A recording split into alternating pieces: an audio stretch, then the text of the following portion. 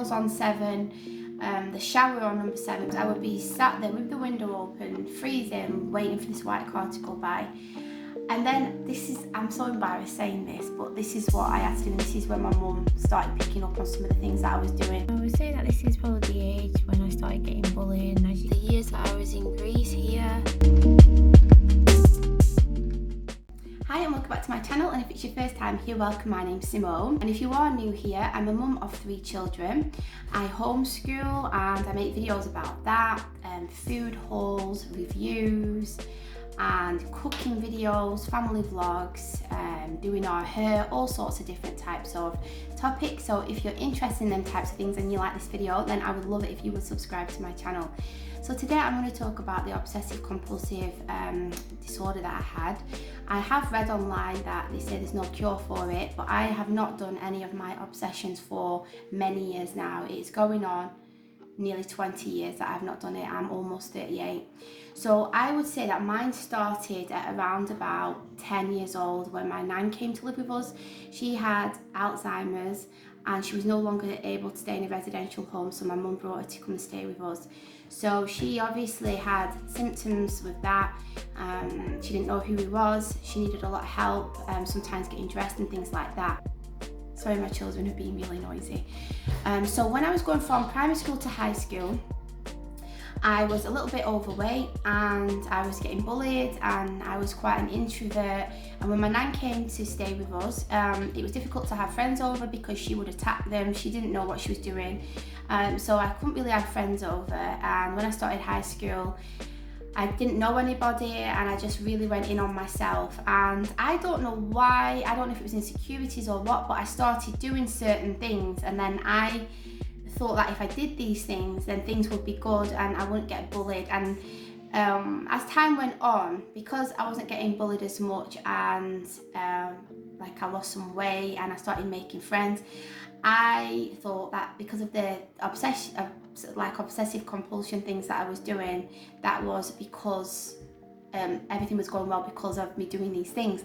So these things that I was doing to start off with was, I had like a board and it had like different pictures on. So before I left my bedroom, I would have to look at these pictures in a sequence, and if I didn't, I would think that I would get bad luck. And maybe if I didn't do it one day and something bad happened at school, then I would say, oh, it's because I've not done that. So then it was just like a knock-on effect. So then after that, it developed into I needed to look at certain items in the room. So there might be a picture frame, a teddy, different items. So I'd look at all these different items and then leave the room. Then after that, I developed an obsession with the number 7. So I'd have to have the microwave on 7, any dials on 7, the shower on number 7 before I left the room. Then the kitchen was one place where I had a lot of things that I did. I don't know why, but I would have to touch the tap so many times. Then the cooker, then the fridge door, and then make sure the dials were on 7, and then leave the kitchen. So when my nan died, they got worse. I feel like, you know, she had pneumonia and I saw her deteriorate, and it was really difficult for me, and I went into my shell a bit more. And yeah, so they picked up more. So the things that I was doing, particularly right through high school, I was doing it, I think, was on a night time particularly was when I had to do a lot of these compulsions, not when I was really in school. Before I went to bed at night, I would only go to sleep if the minutes were 47. If I went to bed at 48, then I would have to wait until the next hour to go to sleep, or I thought bad things was going to happen. And so can you imagine, you got school early in the morning, getting up at 6-7 o'clock, and then you're having to stay up late for that. Before I actually went to sleep, just 1 minute, they're here again. Thought that this video was going to take a long time, and it is going to, if I keep having to stop. Hope you've got a cup of tea. So yeah, so before the clock, I would have to look out of the window and see a white car. I do not know why. For me, there was just no logical explanation for anything, but I had to do these things, otherwise I thought bad things were going to happen. So can you imagine if there wasn't a white car, sometimes I would be sat there with the window open, freezing, waiting for this white car to go by. And then I'm so embarrassed saying this, but this is what I had to do, and this is when my mum started picking up on some of the things that I was doing. I would whistle 7 times out of the window. I don't know why, and my mum heard me and she thought, what is the birds outside at that time of night? And anyway, she I don't know if she spotted me or what, but she asked me about it, and I told her, and I told her about all the different things about the number 7. And then she told like some of my family members, and this one particular family member thought that it was funny to move all the dials around and just thought it was hilarious. And you know, it didn't help me at all. I mean, obviously I can laugh about it now, but it's not a laughing matter. Do you know what I mean? Especially when it's taking over your life, because I was so tired. I was having really bad headaches at school and struggling with my studies and everything. So I was doing that, doing the whistling, looking for the white car. So sometimes it was a couple of hours before the white car came. And then there was the clock, like I said. So it just became really, really hard, because it was just spilling into different bits of my life. But it was particularly in the house that I was doing all the different compulsions. And another one what I would do at school, and it goes through me. Do you know, like when you have we had a school uniform, and you know you have that kind of like polyester cheap jumper material, and I would bite my sleeve, and you know, like when you go out and it squeaks, I would do that 7 times. I don't know why again, but that's what I used to do. So when my mum saw that it was really impacting me, and like I said, I wasn't getting to bed till late at night because I was looking for this white car, and then I was having to switch lights on and off, and I would go out of the house and think that I'd not locked the door. So sometimes I would come all the way back on the bus to check. I would have to check the handle like 7 times. There was just getting more and more things that I was having to do on a regular basis. So, and then I had a relationship at school, and this guy like really hurt me and started dating one of my friends, and then it just spiraled out of control.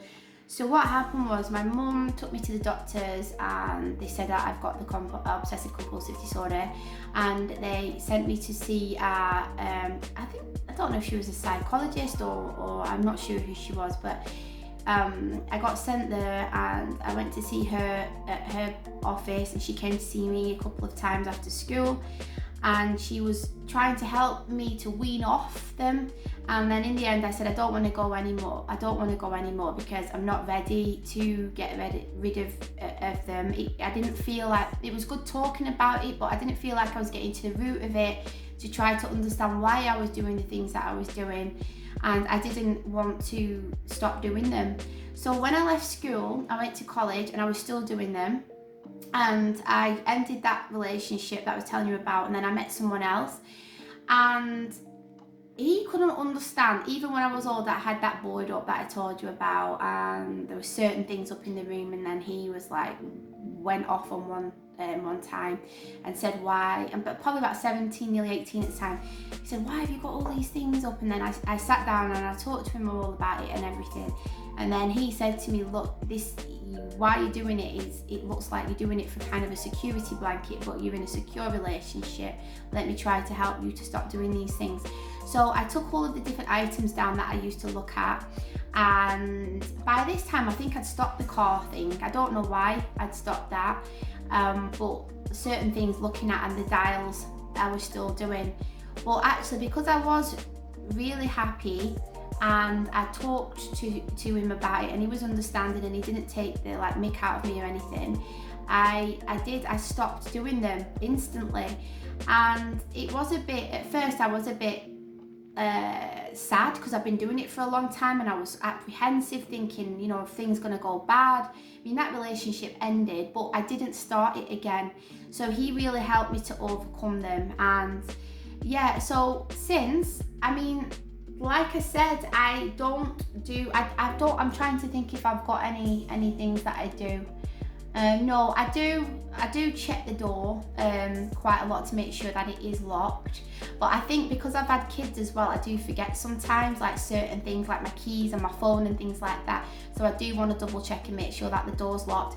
But I don't do anything like I did you know, which takes hours, and the numbers. Like, I'm not obsessed with putting dials on and things like that anymore, or touching the tap and the door and all that kind of thing, and lights and whistling out the window. I'm not doing any of them things anymore.